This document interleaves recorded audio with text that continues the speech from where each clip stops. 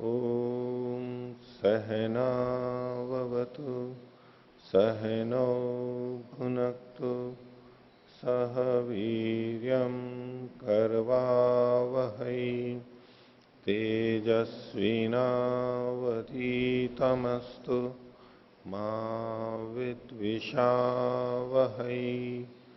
ओम शांति शांति शांति।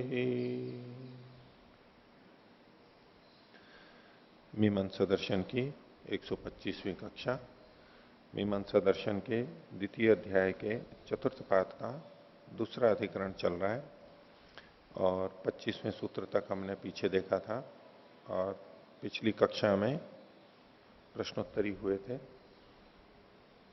तो और किसी का कोई बचा हुआ हो तो पूछ सकते हैं। पृष्ठ संख्या 604 पे 604। ये जो भाष्य में जो प्रथम जो वाक्य है यदि पुरा दिदीक्षाणः वाला, तो इसमें बताया कि जो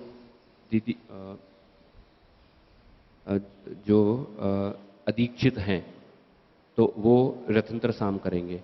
तो ये जो चर्चा है ये सत्र के अंतर्गत चल रही है और ये सत्र ज्योतिष्टोम के अंदर होता है। तो पूर्व पक्षी ने जो ज्योतिष्टोम के अंतर्गत नहीं होता है ना, सत्र ज्योतिष्टोम की संस्था होती है उनमें तो होता है ना जी सत्र। नहीं, ये द्वादशाह सत्र है जी। ये जो सत्र है ये द्वादशाह सत्र है। सत्र तो बहुत सारे हैं, वो ज्योतिष्टोम के अंतर्गत आते हैं ऐसा नहीं है। ज्योतिष्टोम के अंतर्गत आते हैं ऐसा नहीं है। ऐसा है कि ये अलग अलग प्रकृतियां होती हैं ना, तो द्वादशाह सत्र सत्रों की प्रकृति है। द्वादशाह सत्र सत्रों की प्रकृति मान ली जाती है। प्रकृति के बारे में जो है अलग अलग प्रकृतियां होती हैं, अलग अलग चीजों की अलग अलग प्रकृतियां हैं। तो अग्निहोत्र होम की प्रकृति मानी जाती है। आगे जो तरह तरह के होम आएंगे वो बाकी विकृति होम होंगे, ये अग्निहोत्र होम की प्रकृति मानी जाती है। दूसरा दर्शपूर्ण मास, ये इष्टियां हैं। दर्शपूर्ण मास इष्टि, दर्शेष्टि, ठीक है, पौर्णमास इष्टि, इष्टि है ये। तो इष्टियों की प्रकृति दर्शपूर्ण मास मानी जाती है। ठीक है, इष्टियों की प्रकृति दर्शपूर्ण मास मानी जाती है। और सोमयागों की प्रकृति, सब सोमयागों की, चाहे वो एकाह हो, चाहे अहीन हो, चाहे सत्र हो, मूल रूप से वो माना जाता है ज्योतिष्टोम को। और ज्योतिष्टोम की भी जो संस्थाएं हैं, ज्योतिष्टोम की वैसे तो सोम की एकाह की 7 संस्थाएं होती हैं, लेकिन उनमें से जो शुरू की 4 संस्थाएं हैं वो ज्योतिष्टोम की कहलाती हैं। जो पिछली कक्षा में भी बात चल रही थी,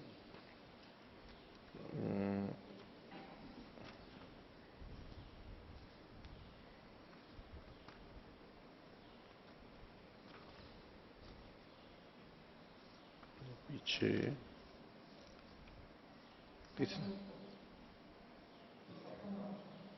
अच्छा इसके आगे है, ठीक है। तो ये ज्योतिष्ठोम में श्रूयते है ना, ज्योतिष्ठोम की 7 संस्थाएं हैं। एकाह की 7 संस्थाएं होती हैं, इनमें से जो शुरू की 4 हैं ये ज्योतिष्ठोम कहलाती हैं। शुरू की 4। तो एक तरह से ज्योतिष्टोम को मोटे तौर पे कहें तो ज्योतिष्टोम सोमयागों की प्रकृति है। लेकिन अगर इसमें भी हम थोड़ा सा और स्पष्टता से बोलें तो अग्निष्टोम प्रकृति है। क्योंकि ये जो आगे के संस्थाएं कही गई हैं, इसमें अग्निष्टोम, उक्थे, षोडशी, अतिरात्र, अत्यग्निष्टोम, वाजपेय और आप्तोर्याम, ये जो कहे गए हैं इन सब की प्रकृति अग्निष्टोम है। तो ज्योतिष्टोम जहां लिखते हैं उसके साथ साथ अग्निष्टोम भी लिख देते हैं। अग्निष्टोम में अग्नि की स्तुति की जाती है। ज्योतिष्टोम वो संस्थाएं हैं जहां ज्योति को अधिकृत करके वहां पर मंत्र आदि स्तुति आदि की जाती हैं। उस शब्द से युक्त जहां पर की जाती है संस्थाएं हैं, अंत में इनका वहां पर इनसे समाप्ति की जाती है। तो जहां हम कहते हैं सोमयागों की प्रकृति, उसको ज्योतिष्टोम कहते हैं। तो उसके साथ जोड़ के रखना चाहिए कि वो अग्निष्टोम को कह रहे हैं। क्योंकि ज्योतिष्टोम में तो 4 चीजें आ रही हैं।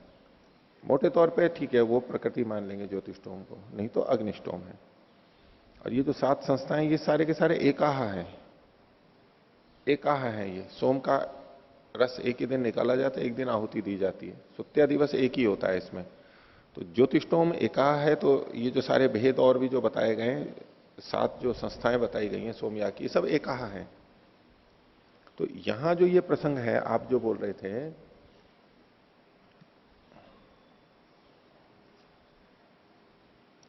ये द्वादशाह सत्र का है, द्वादशाह सत्र का है। तो यद्यपि समस्त सोमयागों का अग्निष्टोम प्रकृति है, लेकिन सत्रों की दृष्टि से देखा जाए तो द्वादशाह को प्रकृति माना जाता है। पीछे से जो बातें आ रही हैं अग्निष्टोम से, वो तो आएंगी ही। अब सत्रों में जो विशेषता होती है वो अतिरिक्त विशेषता द्वादशाह सत्र में आ गई। अब जो त्रयोदश चतुर्दश आगे जितने अधिक दिनों का सत्र चल रहा है, उसमें जो विशेषताएं आएंगी वो बहुत सारी द्वादशा सत्र से आएंगी। तो इसलिए सत्रों की प्रकृति द्वादशा सत्र को माना जाता है। और पशु यागों की प्रकृति भी मानी जाती है, वो पशुबंध।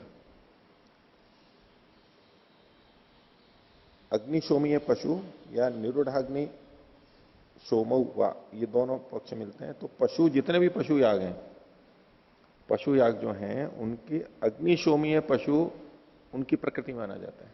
ये प्रकृतियां अलग अलग, सबकी अलग अलग प्रकृति जो मानी गई है, ऐसा करते हैं। ठीक है। हाँ, चातुर्मास्य को भी प्रकृति माना जाता है, चातुर्मास्य को भी एक दृष्टि से प्रकृति माना जाता है। अन्य जितने भी याग हैं वो सब इन्हीं की विकृतियां हैं। ये कई तरह की प्रकृतियां बता दी, बाकी सारे याग इनकी विकृतियां हैं। ठीक है, फिर दोहरा देता हूं, ये इसमें शब्दकोश में भी लिखा हुआ है। और इष्टियों की प्रकृति है दर्श पूर्णमास, जितनी इष्टियां उनकी प्रकृति है दर्श पूर्णमास। पशु यागों की प्रकृति है अग्निशोमीय पशु याग, अग्निशोमीय अथवा निरूढ़ाग्निशोमीय हुआ, ये दो पक्ष मिलते हैं। सोमयागों की प्रकृति है ज्योतिष्टोम अग्निष्टोम, ज्योतिष्टोम के अंतर्गत आया हुआ अग्निष्टोम, समस्त सोमयागों की प्रकृति है। तो ये तीन ही त्रय एवं प्रकृति यागा उच्यंते, मूल रूप से ये 3 प्रकृति याग कहे जाते हैं, लेकिन फिर विकृति भी प्रकृति के रूप में आती है। ये ऐसे हैं जो प्रकृति हैं। फिर अग्निहोत्र और चातुर्मास से इनको भी प्रकृति याग कह दिया जाता है, कहा जाता है, ये भी प्रकृति याग है। ठीक है। और अब जैसे मैं द्वादशाह सत्र को बोल रहा हूं, वो एक अलग दृष्टि से प्रकृति कहा गया। वो विकृति होते हुए भी उसमें कुछ नई बातें आई हैं, तो आगे के सत्रों की प्रकृति मान ली जाती है उतने अंश में। हाँ। तो ये जो आप कह रहे थे पृष्ठ 604 के ऊपर, तो ये द्वादशाह सत्र है। अब आपका प्रश्न क्या है इसमें? इसी को ठीक तरह से ना समझने के कारण ही प्रश्न था।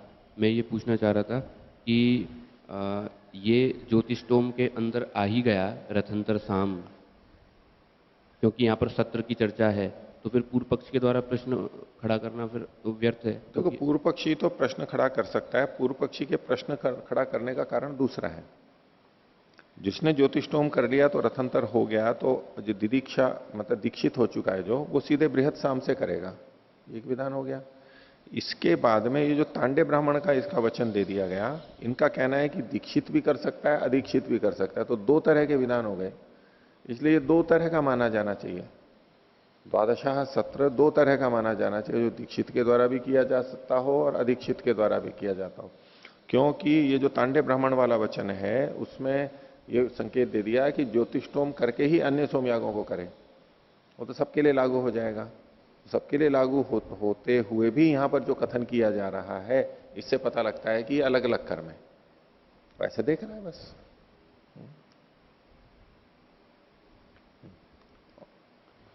और पिछली कक्षा में जो प्रश्न थे उसको लेता हूं, पृष्ठ 622।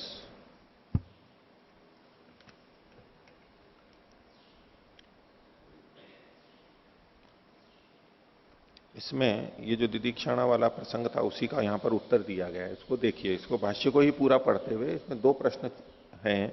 एक प्रश्न तो था यत्र विहित तत्र अनुद्यते, इसका क्या मतलब होगा, उसको देखेंगे। और एक अंत में जो तस्माद अदोषः, इसको देखेंगे। प्रारंभ से देखिए भाष्य को। यदुक्तम, सिद्धांति पूर्व पक्षी के वाक्य को उद्धृत कर रहा है कि ये जो आपने कहा था, क्या यदि पुरा दिदीक्षाणा इति, तो द्वादशा है इष्ट प्रथम यज्ञानाम अनिष्ट प्रथम यज्ञानाम च दर्शनम कर्म भेदे उपपद्यते। द्वादशा में इष्ट प्रथम यज्ञ और अनिष्ट प्रथम यज्ञ जो दो कथन, दो चीजें आई हैं, सीधे सीधे कथन नहीं है, लेकिन दीक्षित और अदीक्षित से ये तात्पर्य वहां निकल करके आ जाता है। तो ये जो वहां पर दर्शन है उस वाक्य में जो दिखाई दे रहा है, ये तभी संगत है जब कर्म भेद माना जाए। दो अलग अलग कर्म भेद, दो कर्म माने तभी ये संगत है। न सर्वशाखा प्रत्ययिक कर्मणि इति, जो आपका पक्ष है, सिद्धांति का जो पक्ष है कि सब शाखाओं में एक ही समान ही कर्म का विधान किया गया है, उसमें ये संगत नहीं लगेगा। क्योंकि सब शाखाओं में तो सबकी दृष्टि से आप यूं देखोगे तब तो दीक्षित होकर के ही वो करना चाहिए, इसलिए ये अलग पढ़ा गया है। तो एक ही कर्म तो नहीं हो सकता, ये अलग कर्म है। ये जो पूर्व पक्षी ने आक्षेप दिया था, इसको उद्धृत करते हुए सिद्धांति कह रहा है नहीं दोष है, ये कोई दोष नहीं है। क्यों नहीं है? कि यहां पर यदि दिदीक्षाणा द्वादशा है ना अधिदीक्षाणा द्वादशा है ना, तो यहां पर यदि शब्द को इन्होंने जोड़ दिया है। यदि शब्द को जोड़ते हुए यदि दिदीक्षाणा द्वादशा है ना दीक्षित, तो इससे क्या होगा कि जो द्वादशा से याग कर रहे हैं, तो यदि वो दीक्षित हों तो, और यदि वो अदीक्षित हों, लेकिन है द्वादशा ही वो, तो इत्येवं तत्, ऐसा वहां पर समझना चाहिए।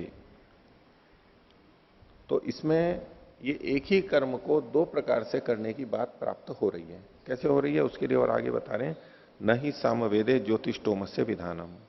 सामवेद में, तांडे ब्राह्मण में तो ज्योतिषोम का विधान ही नहीं है। जो एशो वाव वाला जो वचन था ये तांडे ब्राह्मण का था, तो बोले वहां तो ज्योतिषोम है ही नहीं, जबकि वहां ये कथन किया जा रहा है कि जितने भी याग हैं उनको पहले ज्योतिषोम करता है तो ही ठीक रहता है, नहीं तो गर्त में जाता है या तो मरता है। वो निंदा वचन है वो।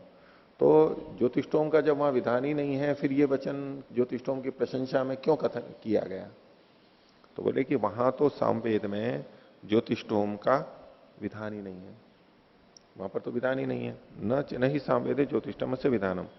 तो बोले इससे क्या हुआ, वहां विधान नहीं है तो कहा कि ये जो वचन है एशवाव, ये जो हमारा विचारणीय था, यत्र विहित तत्र अनुद्यते।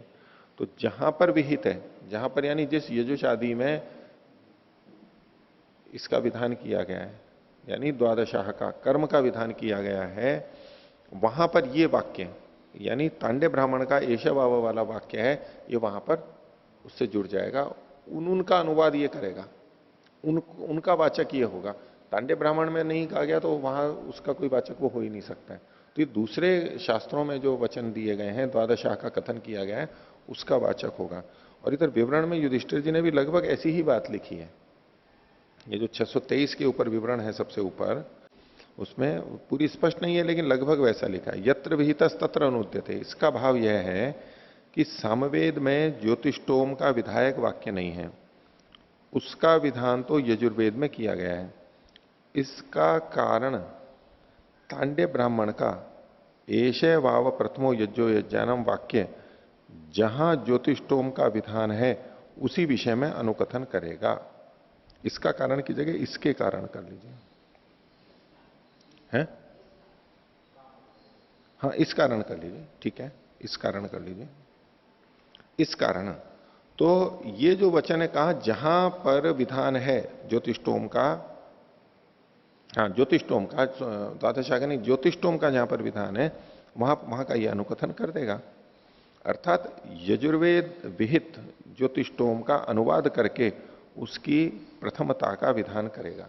ये जो तांडे ब्राह्मण वाला वचन है वो ज्योतिषोम जो यजुष है उसका अनुवाद करते हुए, यानी उसको उद्धृत करते हुए और उसके प्राथम्य का यहां पर कथन करेगा। इसलिए यह प्राथम्य धर्म कर्म भेद पक्ष में भी सभी ज्योतिषोमों का है। अब यहां पर ये जो अंतिम वाक्य का है इसको हम आगे देखते हैं अभी। तो यत्र विहित तत्र अनुद्यते, ये जो वचन है तांडे ब्राह्मण वाला, ये उन सब जगह जाएगा जहां जहां पर ज्योतिषोम का विधान है। इस तांडे ब्राह्मण वाले वचन से ज्योतिषोम के प्राथम्य का धर्म कहा गया है, ये सबसे पहले इसको करना चाहिए। ये उसकी विशेषता धर्म कहा गया, प्रशंसा कर दी गई उसकी, और न करने वाले की निंदा कर दी गई। तो इसका जो प्राथम्य धर्म है वो सब जगह लगेगा। जब ये सब जगह लगेगा, सब जगह लगेगा, तो सिद्धांति अब इसके बाद में आगे की बात कह रहा है, तेन कर्म भेदेपि सर्व ज्योतिष्टोमानाम एषः धर्म प्राथम्यम नाम। ऐसे में आप कर्म का भेद भी मान लो तब भी, सिद्धांति एक ही कर्म मान रहा था, पूर्व पक्षी कर्म का भेद मान रहा था, तो बोले आप कर्म का भेद मान लो तो भी सभी ज्योतिष्टोमों का ये प्राथम्य धर्म तो आपको भी मानना पड़ेगा, क्योंकि तांडे ब्राह्मण वाला ये वचन है, ये सब ज्योतिष्टोमों के प्राथम्य धर्म को बताएगा। तो आप कर्म भेद कर रहे हो तब भी ये मानना भी पड़ेगा आपको। तो वो दोष तो आपके भी आएगा कि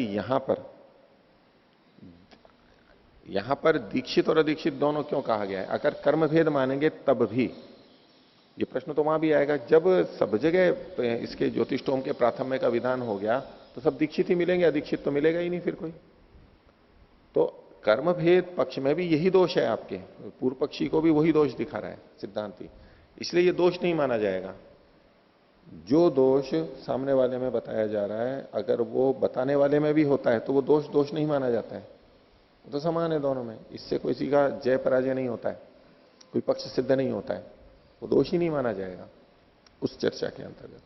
तो इसलिए जो पूर्व पक्षी ने आक्षेप दिया था कि ये जो दो भेद हैं ये तो कर्म भेद में ही होंगे, और चूंकि दो दो किए गए हैं यहां पर, और आपके एक कर्म पक्ष में तो ये दोनों प्राप्ति नहीं होते हैं।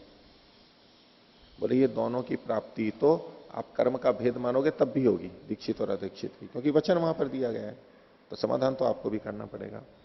तो ततेन कर्म भेदे भी ज्योतिष्टोमा नाम एषः धर्म प्राथम्यम नाम, सबके लिए होगा।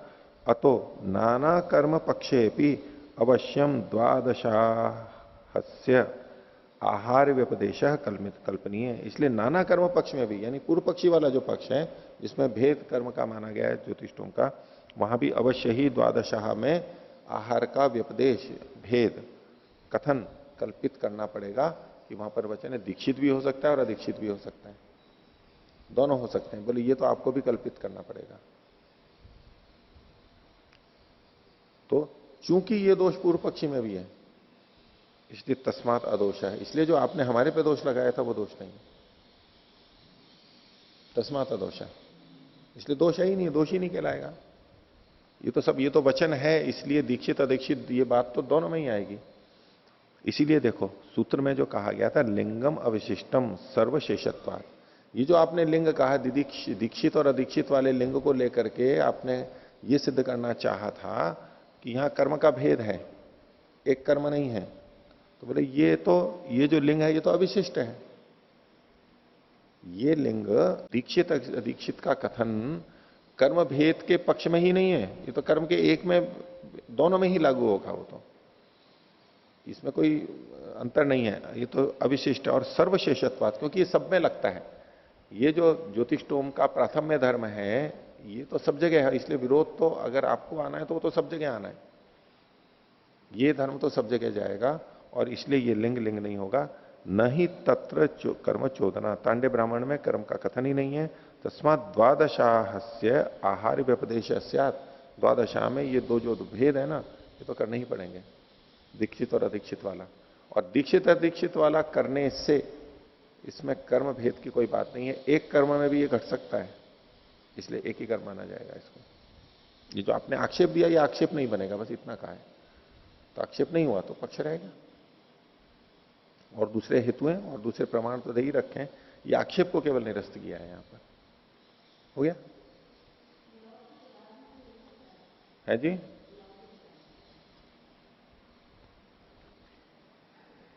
लौकिक उदाहरण मैंने आपको पहले थोड़े से बताए थे कि थोड़ी चीज ऐसी भेद हो, पूरा पूरा तो ऐसा क्योंकि घटेगा ही नहीं इस तरह जहां पर है, ऐसा कोई लौकिक उदाहरण इसी को ही यही दृष्टांत है ना, सीधे सीधे लौकिक उदाहरण घटेंगे तो थोड़े से घटेंगे, थोड़े से घटेंगे, पूरे पूरे नहीं घट पाते। हाँ, और किसी का बाकी? हाँ, इसमें जो सिद्धांति का मत है वो एक कर्म में विकल्प दिखा रहा है, अदीक्षित और दीक्षित का, ऐसा है क्या?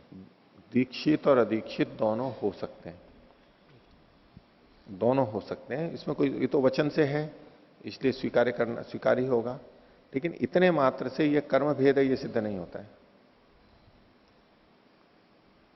कर्म भेद है ये नहीं होता है। पूर्व पक्षी का यह कहना था यदि एक ही कर्म होता तब तो वचन के सामर्थ्य से, क्योंकि सब जगह ज्योतिष्टोम का प्राथम्य धर्म घटना है इसलिए सब दीक्षित ही होते। अगर एक कर्म होता तो, जब हमने दो मान लिया तो कुछ कर्मों में तो दीक्षित होना चाहिए, वो आवश्यक है, और जो जहां दीक्षित नहीं है वो भिन्न कर्म मान लिया जाएगा। तो ज्योतिष्टोम का जो प्राथम्य धर्म है इसको पूर्व पक्षी केवल एक ही पक्ष में लगा रहा था। सिद्धांति ने कहा कि ज्योतिष्टोम का प्राथम्य धर्म है वो तो सब जगह जाएगा, आप कर्म भेद कर लो, दो कर्म भेद मान भी लिए, तो वहां भी पहुंचेगा, और वहां पहुंचेगा तो वहां वो अदीक्षित कैसे रहेगा, वो भी पहले दीक्षित ही हो जाएगा जब सब जगह पहुंच रहा है तो। इसलिए आपके पक्ष में भी वही दोष है। तो वास्तव में ये जो आक्षेप दिया गया ये आक्षेप है नहीं सिद्धांति के ऊपर, ठीक है, दोनों होते हैं।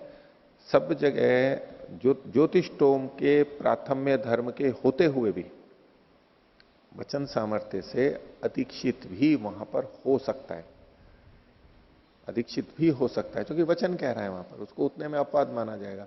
लेकिन अदीक्षित होने से, अदीक्षित के भी होने से कर्म का भेद नहीं बनेगा, कर्म तो वही है। हाँ, उसमें यदि दीक्षित होगा तो ऐसा होगा और अदीक्षित होगा तो ऐसा होगा, कर्म तो वही पर ही है, कर्म वही है। व्यवस्था केवल दे दी है कि आपको बृहत साम करना है, रथंतर साम करना है, यही केवल भेद आएगा, बाकी तो सब कुछ वैसा ही रहेगा। तो कर्म तो वही माना जाएगा, इसलिए कर्म एकत्व की बात उस तरह से सिद्ध हो जाएगी। ठीक है, तो पहले आगे का पाठ देख लेते हैं। तो पृष्ठ संख्या 624, सूत्र संख्या 26।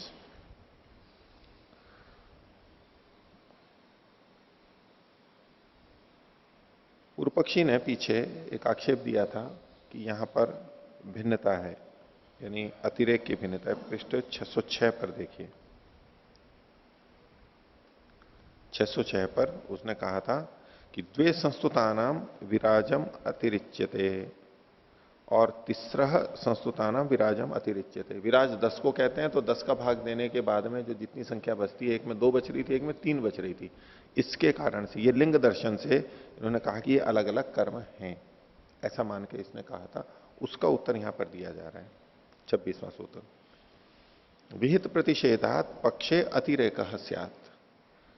विहित भी है और प्रतिषेध भी है, दो तरह के वाक्य मिल रहे हैं, विहित भी है और प्रतिषेध भी है।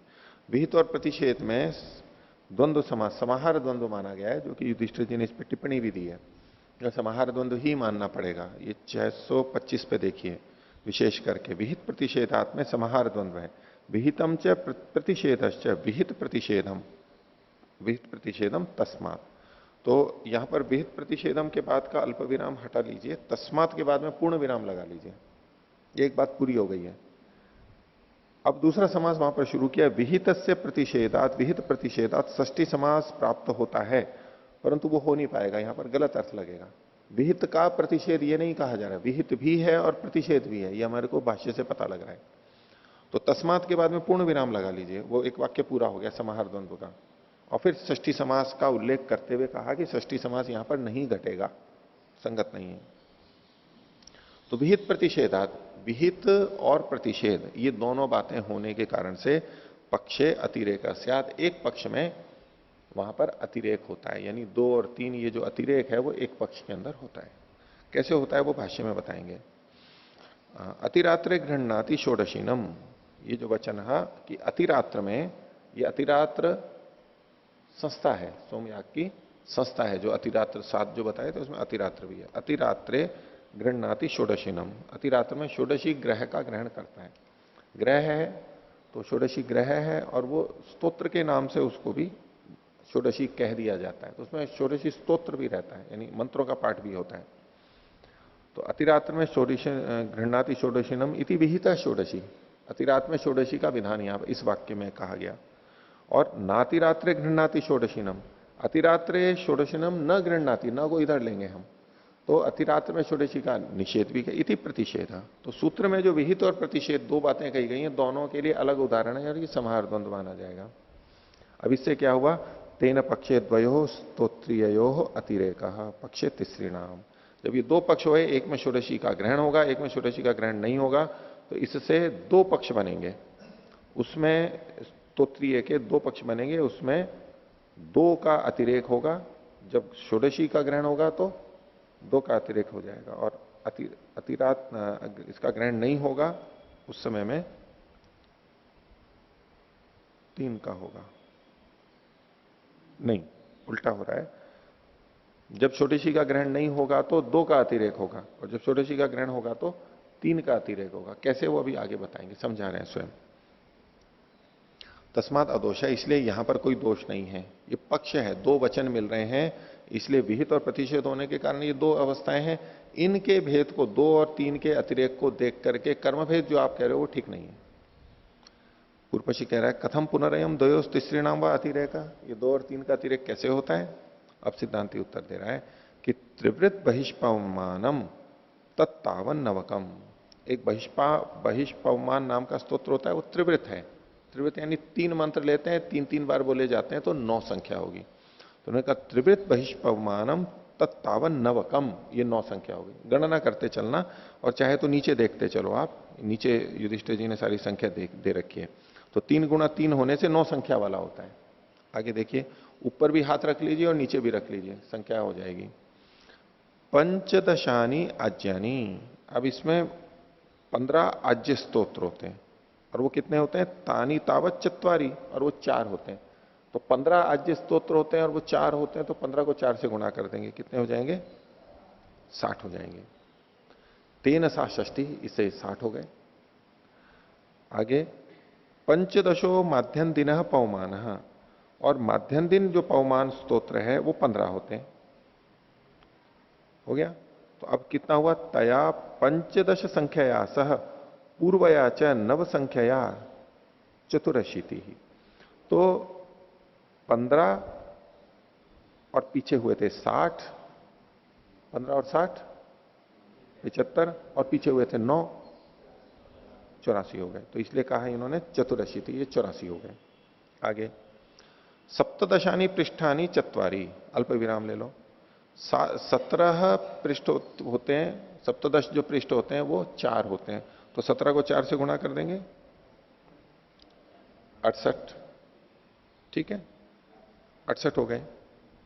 सप्तदश आर्भव पवमान, आर्भव पवमान है ये 17 होते हैं, आर्भव पवमान 17 होते हैं। तो ये और ये मिलकर के कितने हो गए, पंच सप्तदशकानी तानी इति 85। 17 वाले 5 हो जाएंगे। कैसे 17 वाले 5 हुए, पीछे से देखिए। पहले तो कहा सप्तदशानी पृष्ठानी चत्वारी, तो 17 की संख्या वाले 4 तो ये हो गए, और फिर सप्तदश आर्भव पवमान है, 17 का ये एक आर्भव पवमान भी हुआ, 4 वो थे 5 ये, तो 17 को 5 से गुणा करेंगे। तो इसलिए इन्होंने आगे जो लिखा ना, पंच सप्तदशकानी तानी, 17 के 5 हो गए, तो तानी 85, ये हो जाएंगे 85 हो जाएंगे। 17 को 5 से गुणा करेंगे, 85 हो गए। अब देखिए, पहले के कितने थे, चतुरशीत्या, पहले के 84 थे, एक बार योग लगाया था। सह 59 तो ये पहले वाले हो गए, अभी के ये 85 हुए और पहले के 84 हुए, दोनों मिलकर के कैसे हुए, 59 169। ठीक है, 169 हो गए। आगे देखिए, एक विंशम यज्ञा यज्ञियम, 21 यज्ञा यज्ञीय होते हैं, इसको भी जोड़ लेंगे, उस 21 के साथ मिलकर के कितने हो गए, 190 हो गए, 190 स्तोत्रीय हो गए। तया 1विंशत्या सह तस्य 90 स्तोत्रीय, 90 190 स्तोत्र हो गए। इति ब्राह्मणवाद, ये ब्राह्मण का वचन हो गया, ऐसा कथन वहां पर मिलता है। अग्निष्टोम मात्रम अभिप्रेत्य उच्यते, ये अग्निष्टोम मात्र को अभिप्रेत करके कहा गया है। इतना 190 स्तोत्र वहां पढ़े जाएंगे। इसको युधिष्ठिर जी ने इधर पीछे भी बताया है, समझाया है लिख करके अलग अलग, उसको आप वहां भी पढ़ सकते हैं। अग्निष्टोम की स्तोत्र संख्या 190। ये पृष्ठ संख्या 626 और 627 पर जो ये इन्होंने गणना करके बताया, इसी को यहां पर लिखा हुआ है। तो अग्निष्टोम मात्रम अभिप्रेत्य उच्यते सा विराट संपूर्णा। अब यहां विराट की पूर्णता हो गई, क्योंकि 190 में जब हम 10 का भाग देंगे तो बराबर पूरा पूरा 19 बार चला जाएगा, कुछ बचेगा नहीं, ये संख्या पूरी हो गई। तो विराट इति दशक आख्या। जब इन्होंने कहा था सा विराट संपूर्ण, विराट पूर्ण है, तो वही विराट किसे कहते हैं? तो विराट इति दशक आख्या, 10 का नाम विराट है, 10 संख्या को विराट कहते हैं। अब आगे कहते हैं त्रय एक विंश का उक्त पर्याय। अब जिसमें उक्थे अगर करेंगे, उक्थे संस्था के जो जोड़ेंगे तो इसमें अतिरिक्त जुड़ जाएंगे। तो त्रय एक विंश का उक्त पर्याय, उक्त के पर्याय 21 वाले 3 है, 21 वाले 3 कितने हो जाएंगे? 63 हो जाएंगे। सा त्रिषष्टि, 63 हो गए। आगे एक विंश है षोडशी, 21 षोडशी होती है। एक विंशी षोडशी है तो 21 के साथ में ये जो पीछे 63 थे वो 21 और जोड़ करके कितने हो गए? एक विंशी षोडशी। तत्र एक विंशत्यास है चतुराशी थी, ये 84 हो गए। आगे पंचदशका रात्रि पर्याया स्त्रय, 15 वाले रात्रि के पर्याय 3 होते हैं। तो 15 के 3 हो गए, तो इसको 15 थी 45 हो जाएंगे। और इसके साथ में और बोल रहे हैं तत्र एक पर्याय चतुस्तोत्र, एक एक पर्याय 4-4 स्तोत्र वाला है। तो 15 थी 45 और उसको 4 से गुणा कर देंगे तो ये 180 आ जाएगा। तो तद अशीति शतम संपूर्णा विराट, 180 हुए, यहां भी विराट संख्या पूरी हो गई, क्योंकि 10 का भाग 18 बार पूरा पूरा चला गया है। आगे देखिए त्रिवित रथंतरम साम तन्नवकम, ये त्रिवृत रथंतर साम है, ये 9 हो गए, क्योंकि त्रिवृत है ना, तो 3 मंत्रों को 3 बार करेंगे तो 3 9 बन जाते हैं। तत्चतुराशीति एकम नवकम आगच्छति। अब ये जो है, अब इसमें चतुराशीति एकम 84 का 1 हुआ, यानी इसमें देखो 84 कैसे हुए कि इसमें उक्ते जो था, उक्ते के 63 थे, षोडशी के 21 थे और 9 ये हो गए, तो ये यहां पर 93 संख्या हो गई। तो ततः चतुराशीति एकम, 84 1 हो गए। ये 84 कैसे हुए थे? 63 और 21 मिल करके, ठीक है, और एक 9 जुड़ गया उसमें, तो ये 93 संख्या होती है। तो तत्र तिस्रह संस्तुतानाम विराजम अतिरिच्यते, तो इसमें स्तुति किए गयों में विराज की संख्या से 3 अतिरिक्त हो रहा है, यानी 10 को 9 से 10 को 93 में देंगे तो 9 90 पूरे हो गए और 3 बच गए, ये 3 अतिरिक्त हो गए। तो ये तो तब था जब षोडशी थी, जब षोडशी थी तब ये हुआ था। षोडशी के कितने थे? 21 थे, षोडशी के 21 होते हैं। तो जब षोडशी थी तो ये 93 बन रहा था, और यदा षोडशी न गृह्य थे, इसमें से षोडशी के 21 घटा देंगे, तथा एक विंशत्या विना द्वे संस्तुतानाम विराजम अतिरिच्य थे। तो 93 में से 21 घटा दिया तो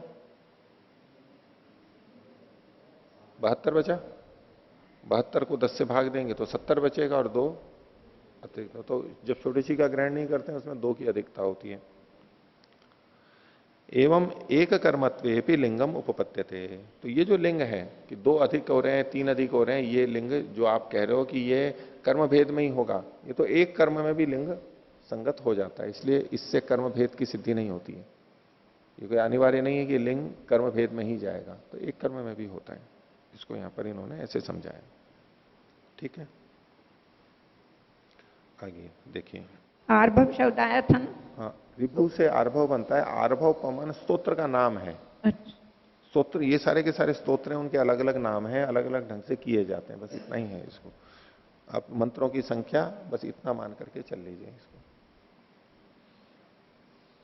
आगे देखिए, पीछे 607वें पृष्ठ पर इन्होंने सारस्वत के अंदर ये कहा था, ये पुरोडाशाह ये पुरोडाशीनस्ते उपवसंती, 607वें पृष्ठ पर, और ये सान्नायिनस्ते वत्सान वारयंती।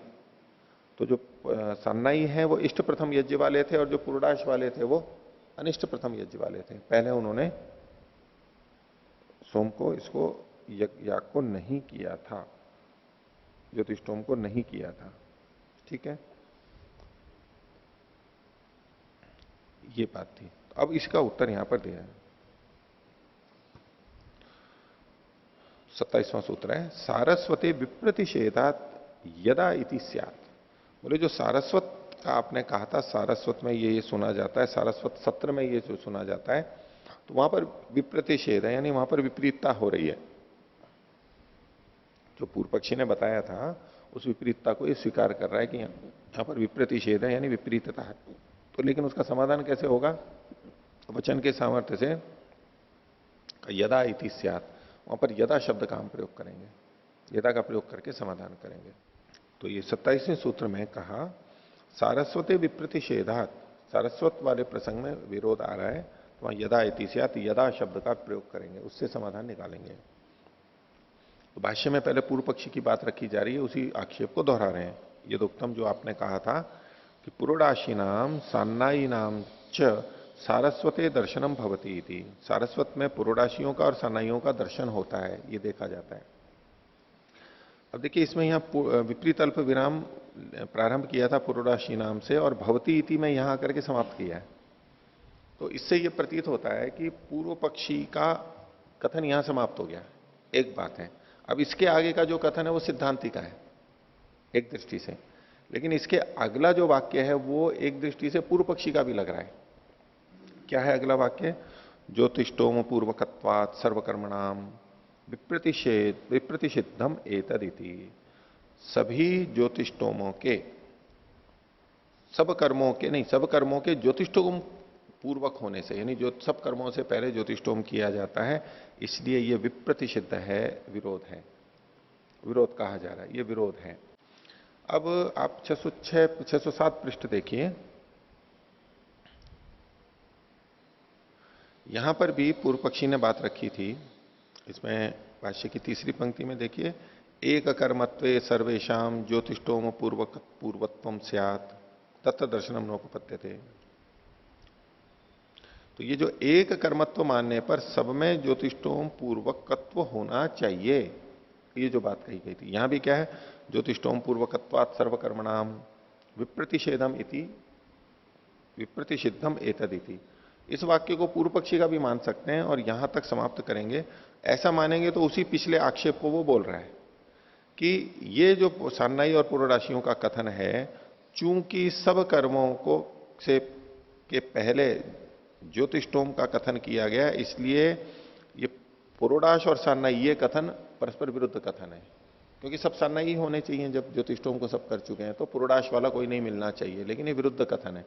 ये जो मैंने अभी व्याख्या की है, ये व्याख्या में दूसरा वाक्य पूर्व पक्षी की तरफ से ही बोला गया है, वो पीछे के भाष्य के अनुसार हम यहां मान करके चल रहे हैं, और इसीलिए वहां पर इन्होंने विपरीत अल्प विराम पहले वाक्य में लगा के उसको वाक्य को बंद कर दिया है।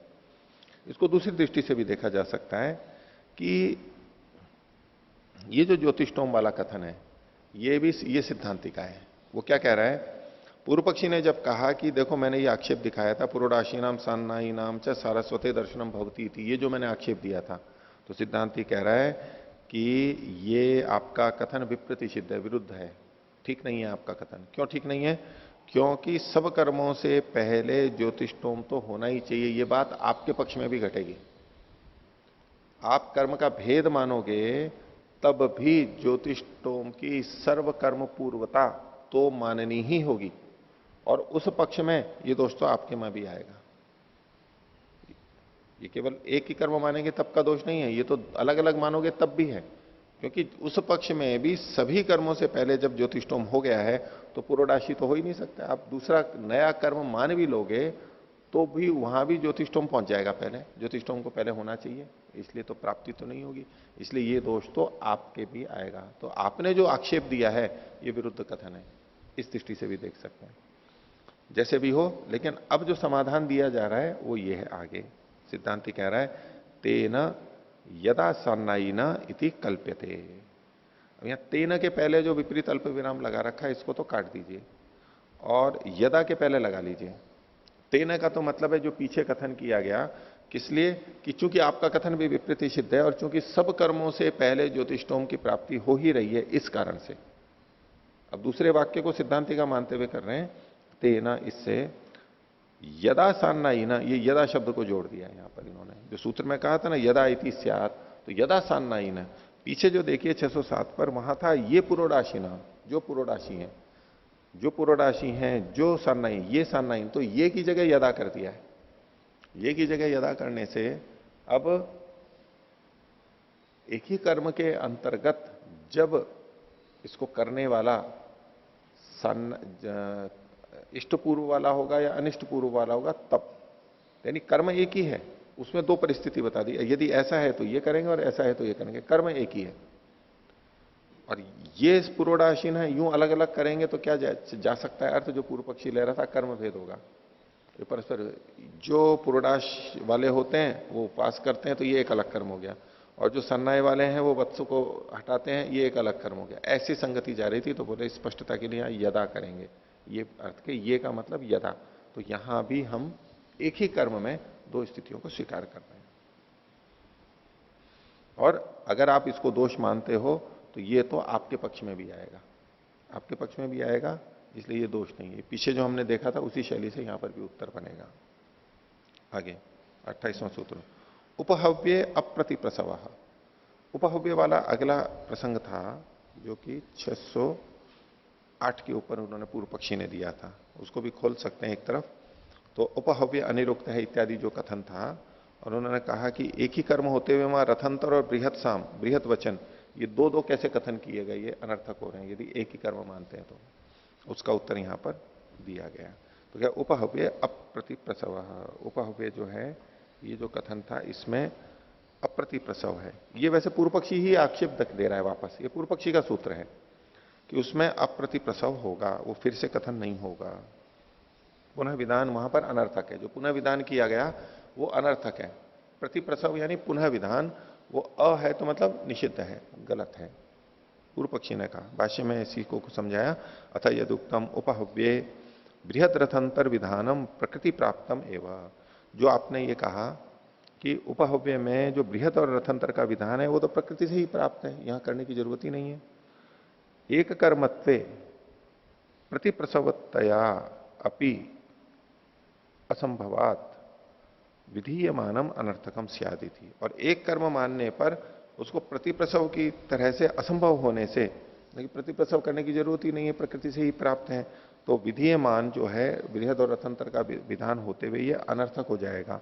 तत्परिहर्तव्यम, उसका आप समाधान कीजिए। आभाषांतम सूत्र में आक्षेपात्मक सूत्र है। सिद्धांति 29वें में समाधान कर रहा है, गुणार्थावा पुनः श्रुति। ये जो पुनः श्रुति है ये गुण के कथन के लिए, गुण के कथन के लिए अनुवाद किया ही जाता है, पुनः श्रुति की जाती है। कैसे? यदा रथंतर सामा तथा अश्व श्यावो दक्षिणा। जब रथंतर साम होगा तो श्याव अश्व की दक्षिणा होगी, ये गुण का विधान हो गया, यानी दक्षिणा का, अश्व का। यदा बृहत सामा तदा अश्व श्वेतो रुक्म ललाट, तो सफेद घोड़ा और उसके ललाट पर सोना बंधा होगा, ये गुण का विधान किया गया है। और रथंतर और बृहत का जो कथन किया गया ये अनुवाद है, पुनः श्रुति है, अनुवाद किया गया है इसके लिए।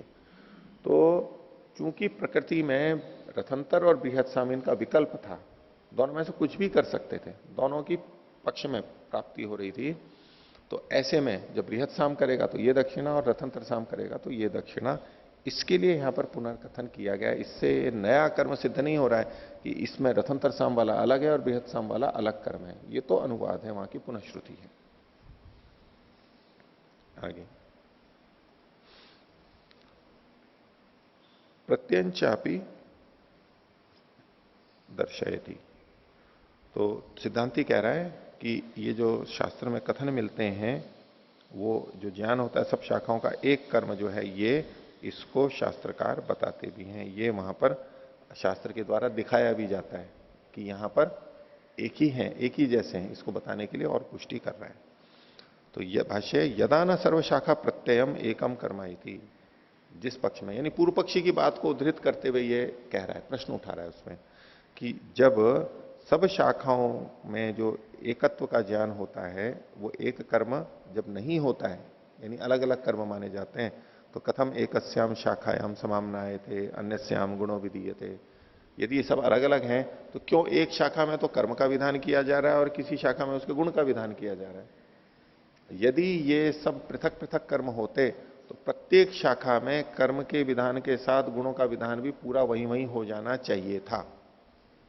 तो कह रहे हैं कि यदि ये एक ही कर्म है, नहीं, यदि ये भिन्न भिन्न कर्म है, यदि ये एक कर्म नहीं है, तो किसी शाखा में कर्म का विधान, किसी शाखा में गुण का विधान, ये कैसे हो रहा है? यानी ये हो नहीं सकता है।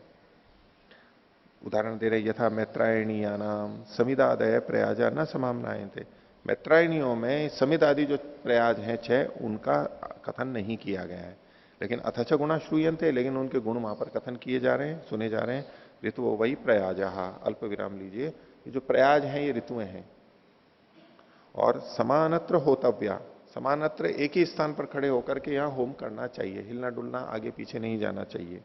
इन्होंने शोधन किया है युधिष्ठिर जी ने, समानीय की जगह पर यहां पर समानत्र संगत है, क्योंकि पाठ मूल में ऐसा ही मिलता है। टिप्पणी देख लेना नीचे। तथा दूसरा उदाहरण दे रहे हैं, येषाम शाखी नाम कुटुरुरसी इति अश्मदान मंत्रो न आमनाता।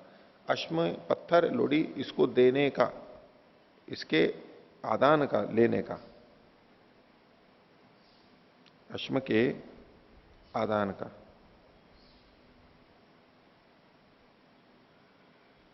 उसका मंत्र पढ़ा ही नहीं गया है, उस मंत्र का वहां पर उल्लेख नहीं किया गया उस शाखा में, लेकिन फिर भी तेषाम अपि ही दृश्यते, वहां भी ये वचन का मिलता है। क्या? कुक्कुटोसी इति अश्मानम उपादत्ते कुटुरुरसी इति वा। कुक्कुटोसी ये मंत्र का भाग है, इसको बोलते हुए अश्म को यानी लोडी को उसको ग्रहण करता है, या कुटुरुरसी इस मंत्र को उद्धृत करते हुए भी उसका ग्रहण करता है। तो कुटुरुरसी से ग्रहण करता है, ये तो विधि तो यहां पर कर दी गई, लेकिन वो मंत्र वहां पर नहीं पढ़ा गया है। ये मंत्र कहां से आएगा? दूसरी शाखा से आएगा। तो यदि एक ही कर्म है तभी तो वहां से लिया जा, अगर एक ही कर्म है तो लिया जा सकता है। यदि अलग अलग कर्म होते तो कुटुरु रसी का विधान भी यहां पर, उल्लेख भी, पाठ यहां पर होना चाहिए था, तब इसकी विधि होती, संकेत होता। और ये जो बिना कथन किए विधि कर रहे हैं, इसका मतलब है उनको कहीं और दिख रहा है कि ये वहां पर कहा गया है, वहां से ले लेंगे, यानी एक कर्म था मान करके कह रहे हैं। तस्मात एकम कर्म इति प्रतिमा, इसलिए ये एक ही कर्म है ऐसा हम प्रतीत करते हैं, यानी ऐसा हमें ज्ञात होता है। एक पीछे देखिए 626 पृष्ठ पर,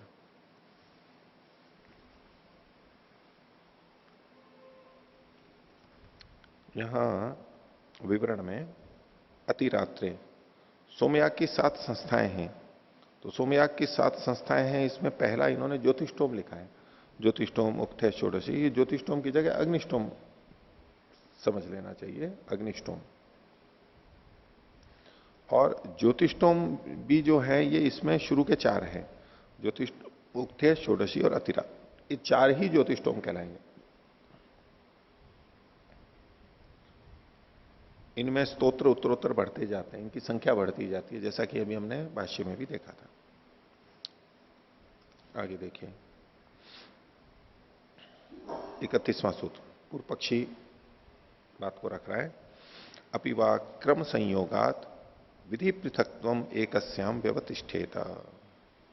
एकस्याम विधि पृथक्त्वम एकस्याम व्यवतिष्ठेत, एकस्याम एक शाखा के अंदर विधि की पृथकता व्यवस्थित होवे कि इस शाखा में जो कहा गया है वो बस यहीं पर ही रहेगा, दूसरी जगह नहीं जाएगा, व्यवस्था रहेगी, एक से दूसरे में नहीं जाएगा। क्यों? तो बोले अपिवा क्रम संयोगात विधि पृथक्त्वम, इनमें क्रम का निर्देश होने के कारण से विधि की पृथकता है। एक क्रम से कोई चीज यहां इस क्रम से बताई गई, वहां कुछ और क्रम से बताई गई, कुछ कुछ जो भिन्नता है, तो उस क्रम का निर्देश होने से यहां पर विधि की पृथकता है, औरों से इसकी विधि की पृथकता समझनी चाहिए। और इस ये एक एक शाखा के अंदर ही व्यवस्थित समझे जाएंगे, पूर्व पक्षी कह रहे हैं। भाष्य, यो ही अन्य शाखा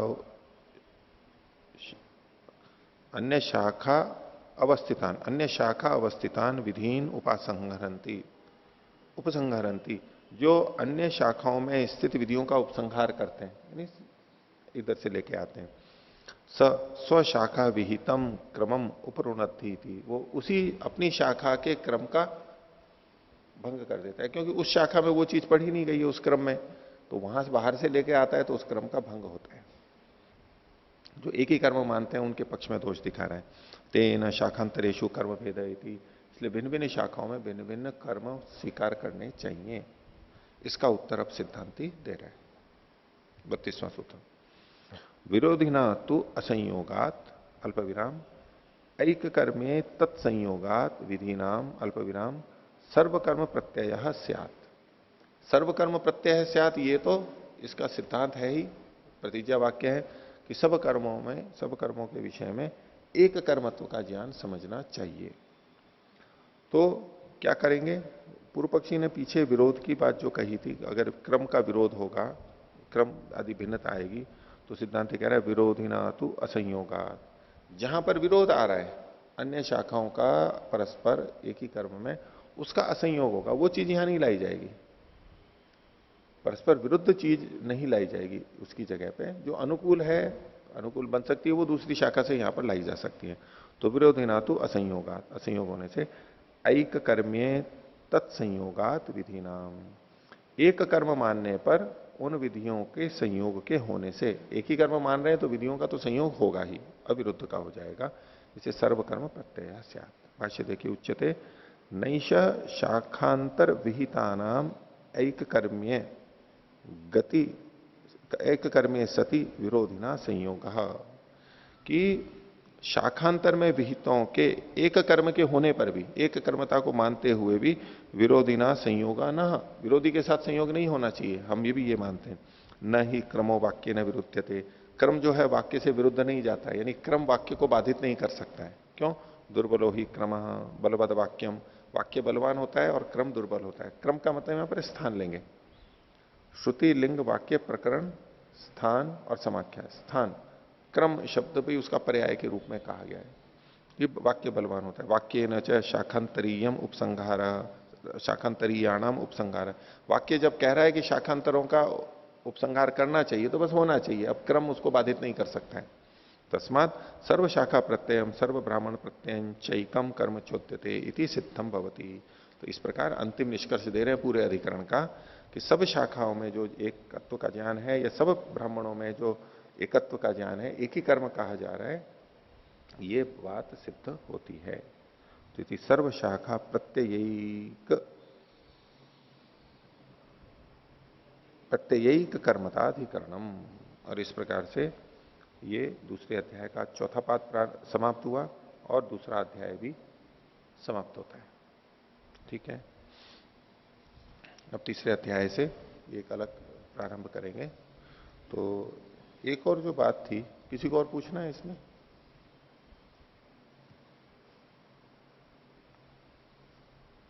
इसके निष्कर्ष के रूप में आप देखिए, युधिष्ठिर जी ने भी इस बात को लिखा है। सूत्र के वैसे इन्होंने दो तरह से अर्थ किए हैं, वो दो तरह से नीचे देखे जा सकते हैं। थोड़ा थोड़ा सा अंतर है विरोधी ना तो असंयोगात इसका, क्योंकि इन सूत्रार्थों को भी अलग अलग टीकाकार अलग अलग ढंग से देखते हैं कई बार।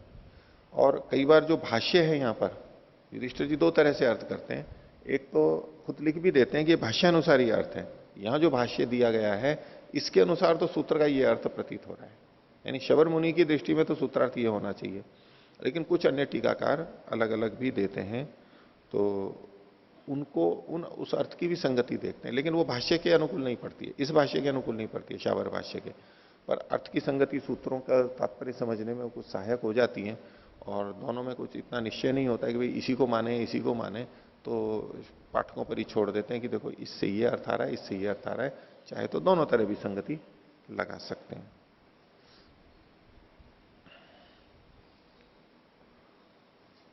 और तो इतना ही रखते हैं फिर, और जो आपका एक प्रश्न बचा हुआ है उसको मैं बाद में लूंगा। जो अनुवादे विधायकस्य अभावः, ये जो बात थी, तीन जगह पे जो प्रसंग आए थे, तो उसको तो अलग से थोड़ा सा विस्तार इसका समय लगेगा, उसको अलग से ले लेंगे।